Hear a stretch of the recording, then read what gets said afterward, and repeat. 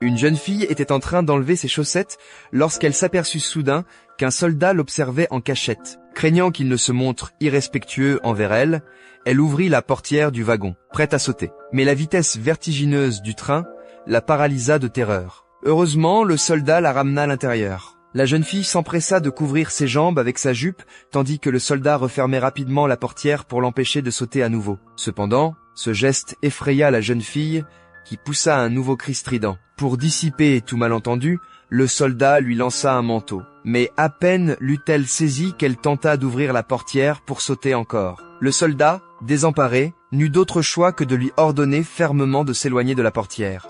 La jeune fille, terrorisée, cria de plus belle. Le soldat, à bout de patience, lui tourna le dos et cessa de s'occuper d'elle. Bientôt, le train arriva à la gare suivante.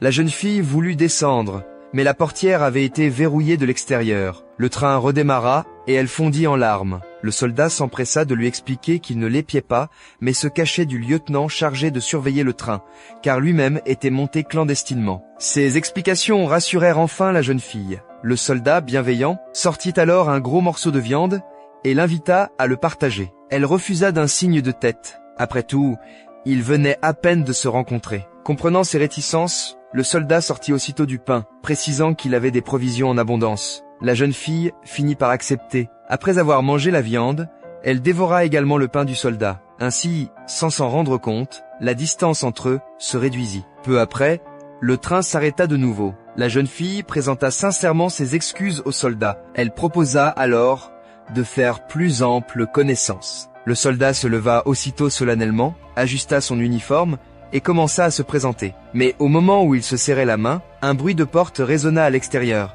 Ils se cachèrent précipitamment. Un employé de la gare aperçut néanmoins les chaussures de la jeune fille. Sans rien dire, il quitta rapidement le wagon avec une bâche. Les deux fugitifs poussèrent un soupir de soulagement. La jeune fille, blottie dans les bras du soldat, tremblait comme une biche effarouchée. Dans le rythme de leurs respirations haletantes, le soldat ne put s'empêcher d'approcher son visage du sien. La jeune fille reprit soudain ses esprits et le repoussa pour maintenir ses distances. Mais le soldat, incapable de maîtriser ses pulsions, se rapprocha à nouveau. La jeune fille, innocente et apeurée, prétendit alors être mariée. Elle repoussa fermement le soldat et courut vers la portière, annonçant qu'elle descendrait au prochain arrêt. Pour ne pas la perdre, le soldat accepta de garder ses distances. À l'arrêt suivant, il rompit enfin le silence pour lui dire qu'il allait chercher de l'eau. Mais dès qu'il fut descendu, un employé qui l'avait remarqué se faufila discrètement dans le wagon, tentant d'emmener la jeune fille de force.